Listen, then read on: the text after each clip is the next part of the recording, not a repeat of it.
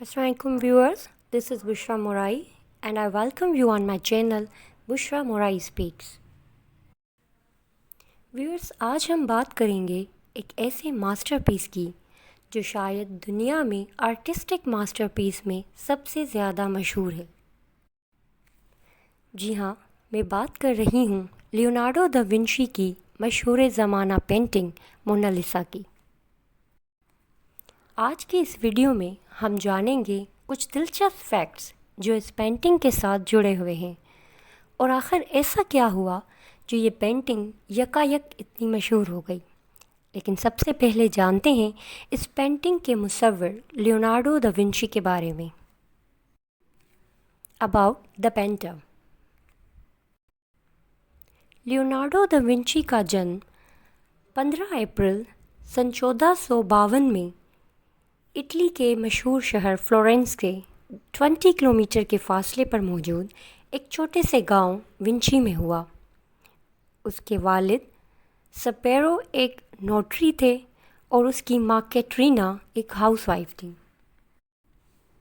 Leonardo ने formal school education हासिल नहीं की, बल्कि वो घर पर ही ट्यूटर्स से पढ़ता था।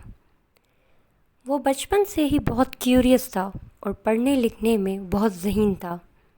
उसके ग्रैंडफादर एंटोनियो दा विंची और अंकल उसकी पढ़ाई लिखाई पर बहुत ध्यान देते थे, लेकिन गलती करने पर कभी उसे पनिश करने के बजाय उसके क्यूरियस माइंड को देखते हुए उसे खेतों, खुले मैदानों और वैली में भेज देते थे, जहां वो वाइल्ड एनिमल, प्लांट्स और नेचर पर गौर फिक्र करता था। उसका यही क्यूरियस माइंड और पावर ऑफ इमेजिनेशन आगे चल के एक ड्राइविंग फोर्स बना, जिसके बिना पर लियोनार्डो दा विंची ने दुनिया के ऐसे मास्टरपीस बनाए। सन 1464 में वो अपने वालिद सेपेरो के साथ विंची से फ्लोरेंस शिफ्ट हुआ। यहाँ आकर उसने ऐसे फनपारे बनाए जिन्हें देखकर उसका वालिद सेपेरो बहुत इम्प्रेस हुआ। शुरू में उसका इरादा अपने बेटे को अपनी तरह नोटरी बनाने का था, लेकिन आर्ट वर्क देखकर उसे बहुत खुशी हुई और सेपेरो ने उसका वो आर्ट वर्क अपने एक फैमिली फ्रेंड वराक्यो को दिखाया। वराक्यो उस वक्त फ्लोरेंस का आर्ट वर्कशॉप चलाता था। जब लियोनार्डो के वालिद सेपेरो ने वराक्यो को उसका आर्ट वर्क दिखाया तो वराक्यो हैरान रह गया और उसके वालिद सेपेरो से कहा कि लियोनार्डो में एक मुसव्विर बनने की सभी क्वालिटीज़ मौजूद हैं, इसीलिए आप उसे ज़रूर एक आर्टिस्ट ही बनाइएगा। फिर क्या था, उसके बाद लियोनार्डो वराक्यो के पास ही ट्रेनिंग लेना शुरू कर देता है। उसने वहाँ पेंटिंग्स और कुछ मुजस्मे बनाए और जल्द ही वो फ्लोरेंस में बहुत मशहूर हो गया। व्यूअर्स, भले ही हम सब लियोनार्डो दा विंची को एक पेंटर की हैसियत से जानते हैं, लेकिन दर हकीकत लियोनार्डो बहुत बड़ा जीनियस था। वो सिर्फ पेंटिंग बनाने तक ही महदूद नहीं था, बल्कि वो एक scientist, musician, mathematician, एनाटॉमिस्ट, archaeologist, engineer, astronaut और भी बहुत कुछ था। आपको ये जानकर बहुत हैरत होगी कि लियोनार्डो दा विंची ने मल्टी डिसिप्लिन्स में काम किया।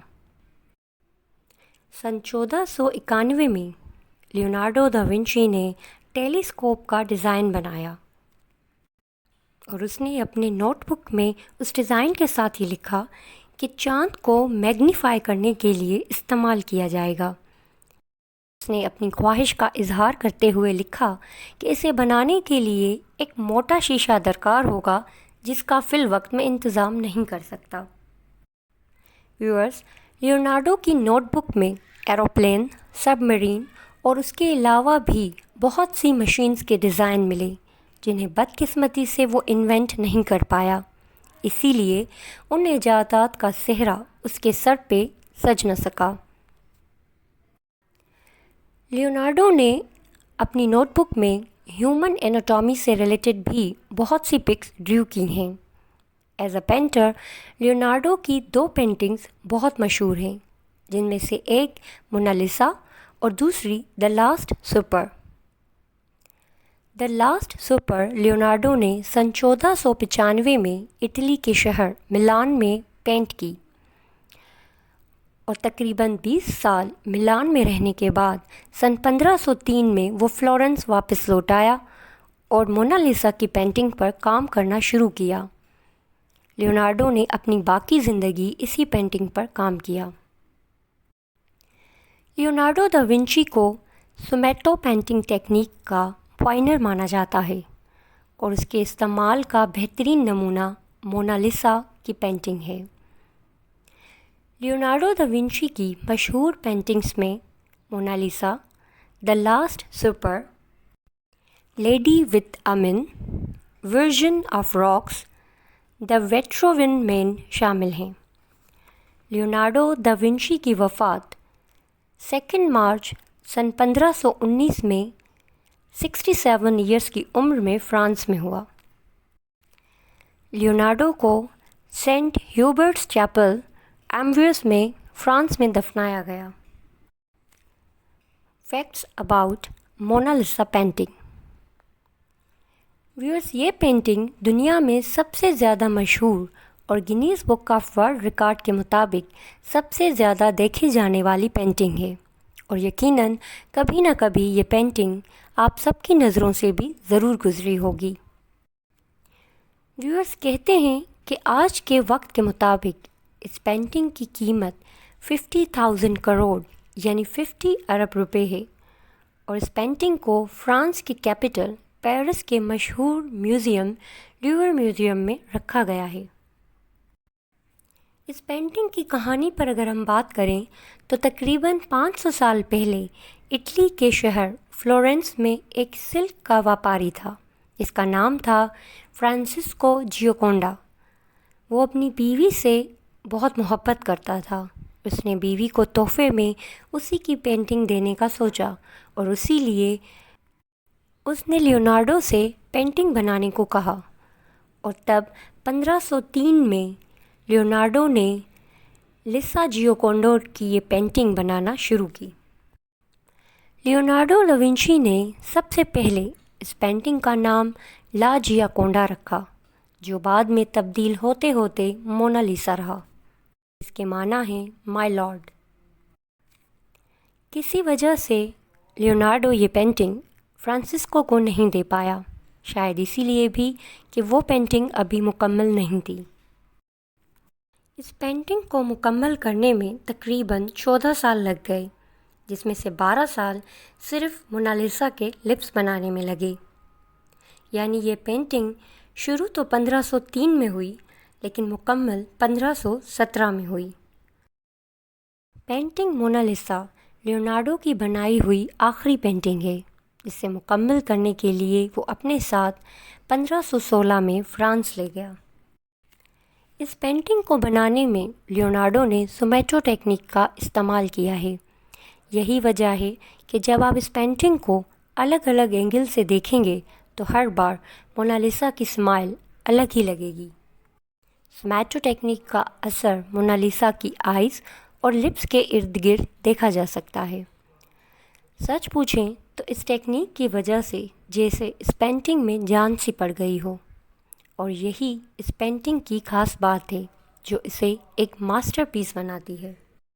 لیونارڈو دا ونچی کی ڈیتھ کے بعد اس کی اسسٹنٹ سلائی نے اس پینٹنگ کو کنگ آف فرانس کو بیچ دیا، اور اسی طرح یہ پینٹنگ فرانس کی رائل کلیکشن کا حصہ بن گئی۔ فرینچ ریولیوشن کے بعد مونالیسا پینٹنگ نپولین کے بیڈ روم تک پہنچی، اور پھر وہاں سے ہوتے ہوتے پیرس کے لیور میوزیم میں پہنچی۔ اس پینٹنگ کو لیور میوزیم کی گرینڈ گیلری کی دیوار پر رفلی لٹکایا گیا تھا، کیونکہ ابھی اس کا گلاس فریم بننا باقی تھا۔ یہ پینٹنگ بننے کے بعد تقریباً 300 سال تک اتنی مشہور نہیں تھی۔ بہت کم لوگ تھے جو اس پینٹنگ کے بارے میں جانتے تھے۔ یہ پینٹنگ تقریباً 150 سال سے یعنی 20th سینچری میں ہی ایک انسیڈنٹ کے بعد بہت زیادہ مشہور ہو گئی۔ جی ہاں، 21 اگست سن 1911 میں یہ پینٹنگ پیرس کے لیور میوزیم سے اچانک چوری ہو جاتی ہے، اور حیرت کی بات یہ ہے کہ میوزیم کی انتظامیہ کو فرسٹ 24 آورس تک یہ پتہ ہی نہیں ہوتا کہ پینٹنگ چوری ہو چکی ہے۔ وہ تو جب ایک آرٹسٹ مونا لیسا کی پینٹنگ کا اسکیچ بنانے میوزیم پہنچتا ہے تو دیکھتا ہے کہ دیوار خالی ہے۔ پہلے اسے لگتا ہے کہ شاید اس پینٹنگ کو کہیں اور رکھا گیا ہے، لیکن جب وہ میوزیم کی انتظامیہ سے پوچھتا ہے تو اس وقت میوزیم کے انتظامیہ کے ہاتھ پاؤں پھولنے لگ جاتے ہیں۔ فوراً ہی فرینچ پولیس کو اطلاع دی جاتی ہے اور فرینچ پولیس آتے ہی انویسٹیگیشن میں لگ جاتی ہے۔ اس چوری کے پیچھے کی وجہ شاید یہ بھی ہے کہ اس پینٹنگ کو رفلی لٹکایا گیا تھا، اور اس وقت شاید لیور میوزیم کی انتظامیہ بھی اس پینٹنگ کی اصل ویلیو جاننے سے قاصر تھی۔ دھیرے دھیرے یہ خبر دنیا کے ہر نیوز پیپر میں مونا لیسا کی تصویر کے ساتھ فرنٹ پیج پہ چھپی۔ ایک ہفتے تک اس میوزیم کو بند رکھا جاتا ہے۔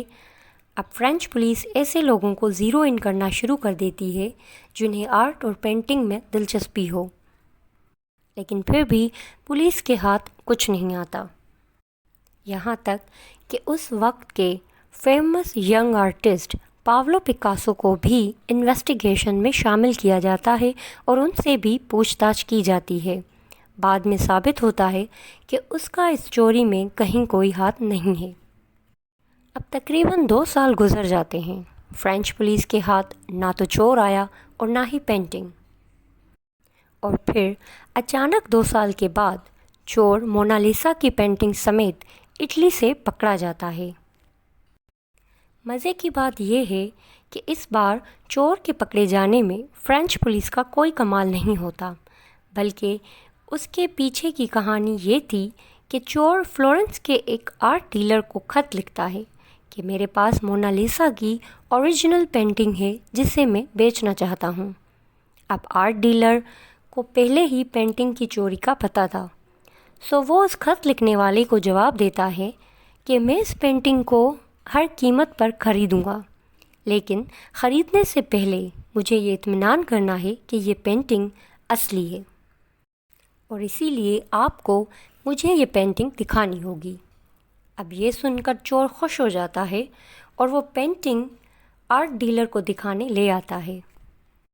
آرٹ ڈیلر کو جب یہ اطمینان ہو جاتا ہے کہ یہ پینٹنگ واقعی اصلی ہے تو وہ پولیس کو فون کر دیتا ہے۔ پولیس چور کو رنگے ہاتھوں پکڑ لیتی ہے اور اس پینٹنگ کو واپس پیرس کے اسی میوزیم میں رکھا جاتا ہے۔ اس پینٹنگ کو چوری کرنے والا کوئی اور نہیں بلکہ اسی میوزیم میں گلاس فریم بنانے والا ونسنزو تھا۔ ونسنزو نے پولیس کو بتایا کہ اس پینٹنگ کو چوری کرنے کے لیے وہ پہلے ہی کسی الماری کے پیچھے چھپ گیا تھا، اور جب سارے انتظامیہ اور میوزیم میں کام کرنے والے لوگ چلے گئے تو اس نے اس پینٹنگ کو اٹھایا، فولڈ کیا اور چھپا کر دوسرے دروازے سے باہر نکل گیا۔ جب اس چور سے اس چوری کی وجہ پوچھی گئی تو اس نے بتایا کہ بینگ این اٹیلین اسے لگتا ہے کہ اس پینٹنگ پر اٹلی کا حق ہے نہ کہ فرانس کا، کیونکہ اس کا مصور لیونارڈو دا ونچی ایک اٹیلین تھا تو اس پینٹنگ کو بھی اٹلی میں ہی ہونا چاہیے۔ دراصل ونسنزیو ایک پیٹریوٹک اٹیلین تھا۔ اس نے بتایا کہ اسی غرض سے میں نے اس پینٹنگ کو اٹلی میں بیچنا چاہا اور میں چاہتا تھا کہ اسے اٹلی کے ہی کسی میوزیم میں رکھا جائے۔ عدالت نے ونسنزیو کو 7 ماہ کی قید کی سزا سنائی۔ آج بھی اس پینٹنگ کو دیکھنے کے لیے ہزاروں کی تعداد میں لوگ آتے ہیں، بلکہ یہی نہیں، ان 2 سالوں میں جب یہ پینٹنگ میوزیم میں موجود نہیں تھی تو سینکڑوں کی تعداد میں لوگ اس خالی دیوار کو دیکھنے آتے تھے جہاں یہ پینٹنگ لٹکی ہوتی تھی۔ تو ویورز، یہ تھے مونا لیسا کی پینٹنگ سے جڑے کچھ فیکٹس اور interesting story behind the theft of this painting. اگر آپ کو یہ ویڈیو پسند آئی ہو تو چینل کو سبسکرائب کر کے ویڈیو کو لائک کر دیجیے گا اور کامنٹ سیکشن میں بتائیے گا کہ آپ کو یہ ویڈیو کیسی لگی۔ اسی کے ساتھ میں بشریٰ مورائی آپ سے اجازت چاہوں گی۔